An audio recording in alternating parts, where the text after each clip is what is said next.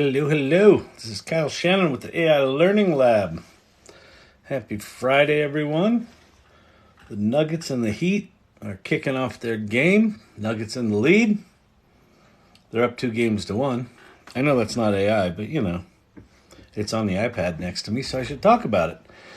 If you're new here, my name's Kyle Shannon. I'm a longtime entrepreneur. I was an innovator in the early days of the web, and I see a lot of parallels between what's going on with AI right now and what was going on back then. And so this channel exists as a way for me to just kind of process what the hell is going on and teach people as much as I can, even though I'm learning. I'm basically teaching what I'm learning.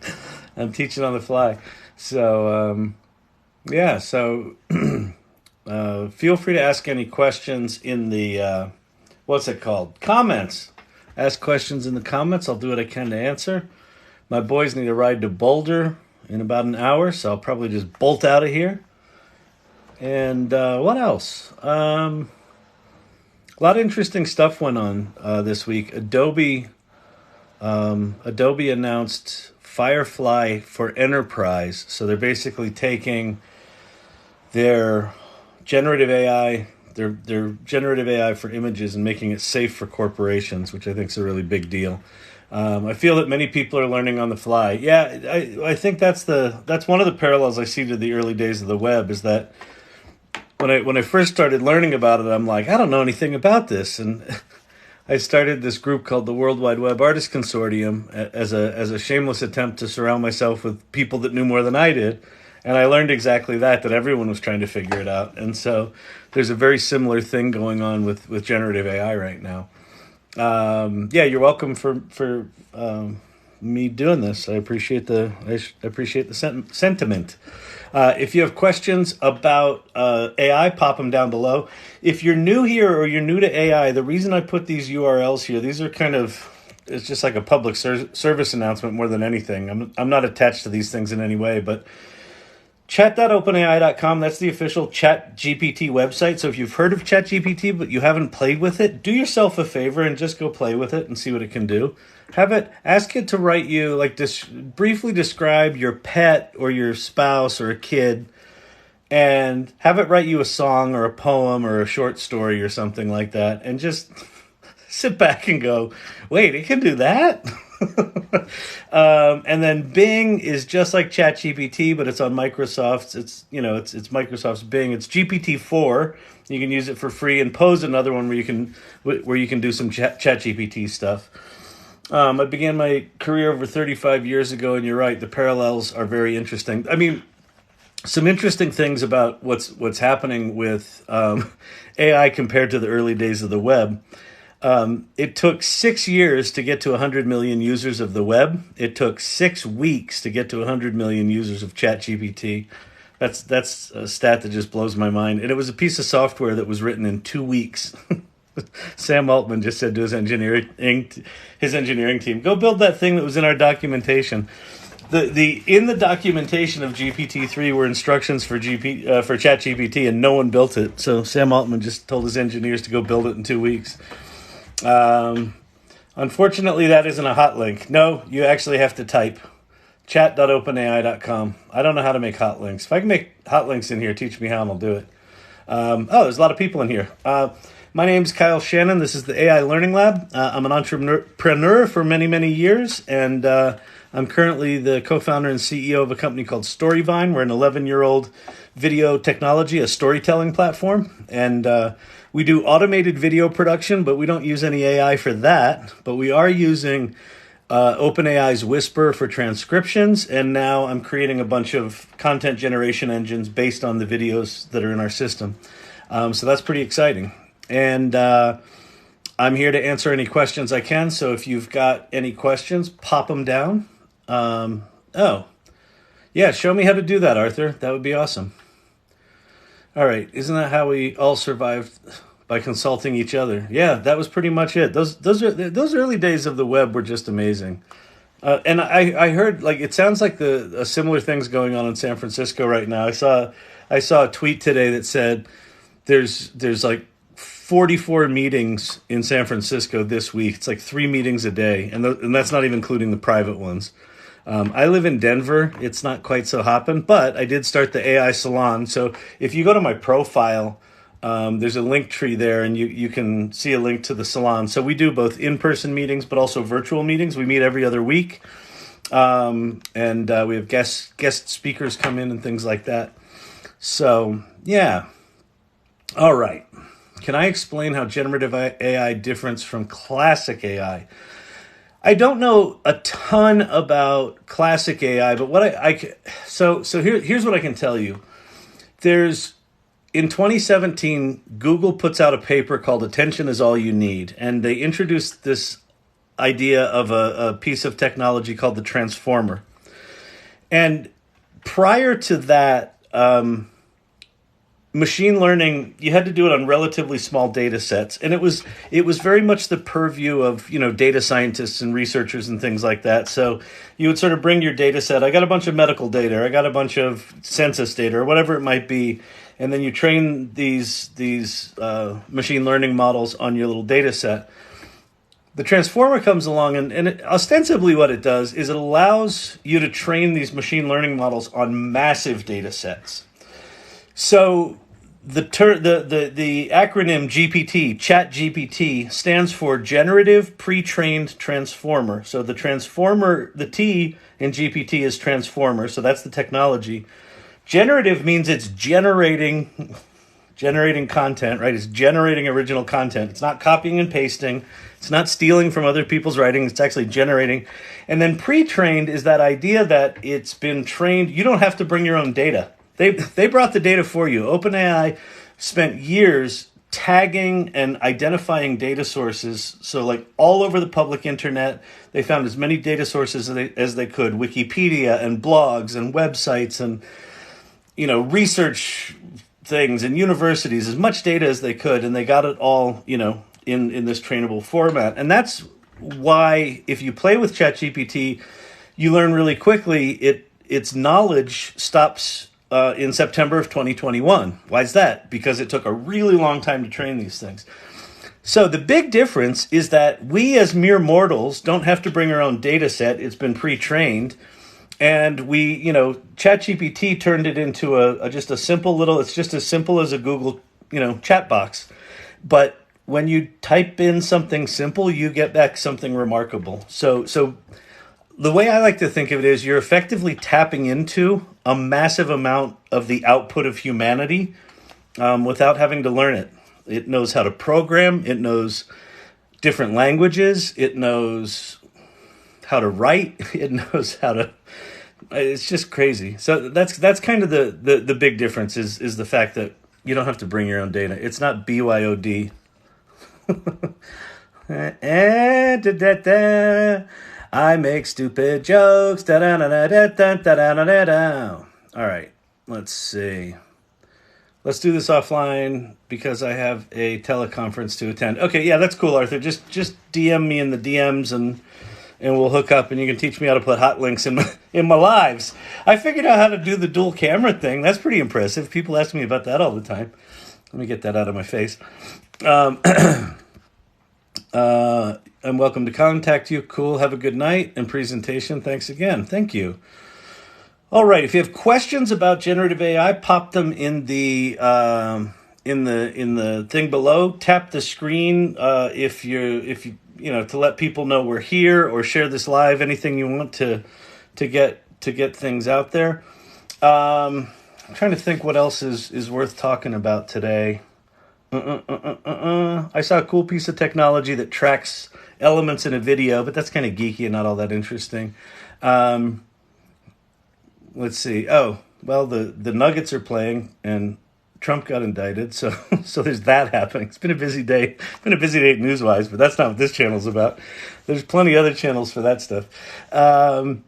If you have questions about ChatGPT, pop them down below. I can also show you, if you're new to ChatGPT, I'll show you a couple of, you kind of have your chat history down the left, and then you have this big dark window. I guess the dark window represents, all of the possibility. And then you can just type in explain quantum physics as an M in M rap. Bang. And then it will write you a rap. Like, it's fast. That's GPT-3. GPT-3 is much faster than GPT-4, but GPT-4 is more capable. Okay, let's see.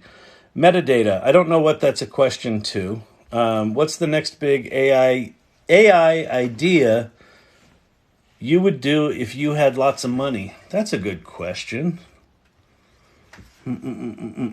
I think I would do... I actually had an idea for this today. I would do something around authenticity. I think the 2024 election is going to be... If you thought 2016 was a shit show and 2020 was a shit show, I think the 2024 election is going to be the most sophisticated misinformation and disinformation and deepfakes we've ever seen. It's going to be absolutely insane. And I think there's going to be a backlash to that in 2025, 2026, where there's a real demand and there's a real need. There's an actual need for being able to validate the authenticity of content. So my company, Storyvine, we have people film videos of themselves talking about whatever story we design. We create a little story framework. Our app guides them through telling that story. It goes up to the cloud. 5 minutes later, you got a fully edited video. Super cool. But it's real people telling real stories about their lives. 2 years from now, there will be videos out there that don't look any different from our, self-produced phone videos, right? So how do you authenticate? Is this human? Is it synthesized? Is it a real story but a synthesized person? So I think I would do something around authenticity, because I just think it's a major problem, major problem. Who would you bet in the lead? Oh, who would I bet in to lead large language models by 2025? That's not too far out. Google, Microsoft, or other. I'm going to just roll Microsoft and OpenAI together because they're ostensibly, they're rolling together. Although OpenAI is free to compete with them, but I think they'll be pretty tight at the hip, at least for 2025. Google is way behind.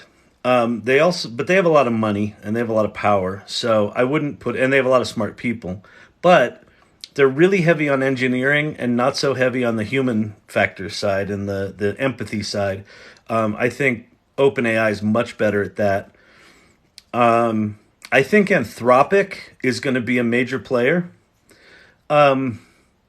Meta, while they're behind, are doing some interesting shit. Like, they're open sourcing a bunch of stuff and they're putting stuff out there.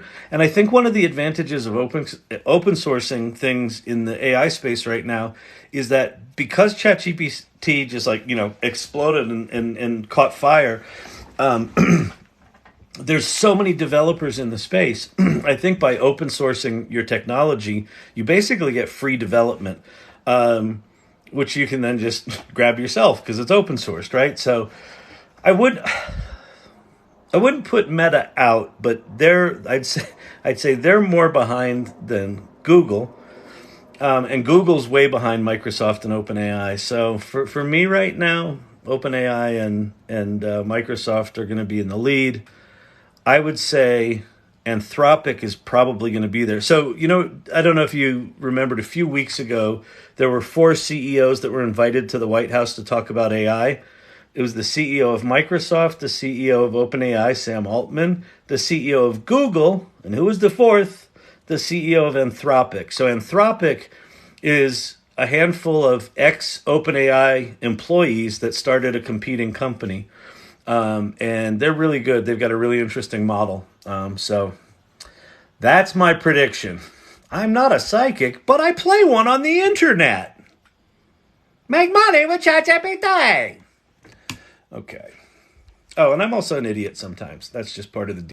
Making movies. Yes, dead people will be making... So here's a really interesting thought.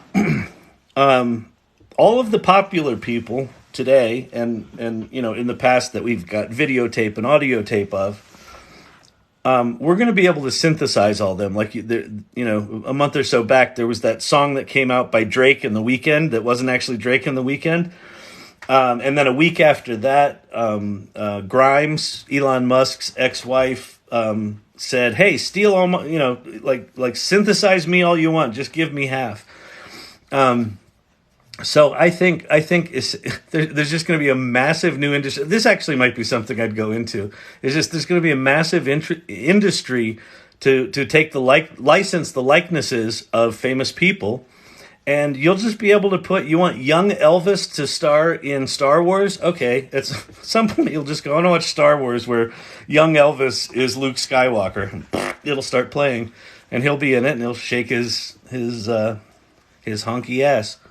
So the thing that I think is interesting is like, okay, that's going to happen for all the famous people now, but if we basically just repackage and resynthesize and all of our favorite people in the past, like, how do new people get popular? So I'm wondering if there's going to be this, like, what's the battle between, how do I make it in the world if I'm always competing against the Beatles in their prime? I don't know. I don't know the answer to that.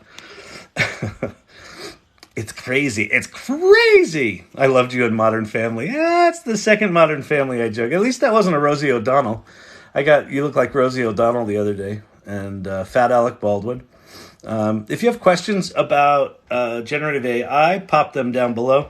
What I like about my trolls on my lives is that they're semi-complimentary. I mean, sure, he's chubby, but he's funny on Modern Family. Oh, I don't have water. Jeez. Oh, dang it. All right. I'm not gonna be here for too long. So let me show. I was showing you before about ChatGPT. You can make money with ChatGPT. So if you pay for GPT Plus, which is the little yellow flag there, where did it go? Okay, it's back. Then you get access to GPT-4, and you turn on your beta features, and you can enable Browse with Bing, and you can enable plugins. So Browse with Bing is basically GPT connected to the internet, and then plugins are these plugins. They're like little apps that you turn on in a session. You can turn on up to 3 of them at a time, and what you're essentially doing is creating a little mini application. So, like there's this one's Video Insights, there's Web Pilot and Link Reader. Those will read websites, as will just the normal GPT-4 connected to the internet. But like this X Papers one, that'll go out to the archive site where all the white papers are, and I can create a list of. Actually, let's go do that. So I'm going to turn on this one. I'm going to turn off Wolfram Alpha. That's if you want to do math. So I've got, what's it called? X Papers turned on. So I'm going to say, make me a table of white papers about ML and AI that were released this week, and rank each of them in order of potential impact. I don't know. Let's see what it does.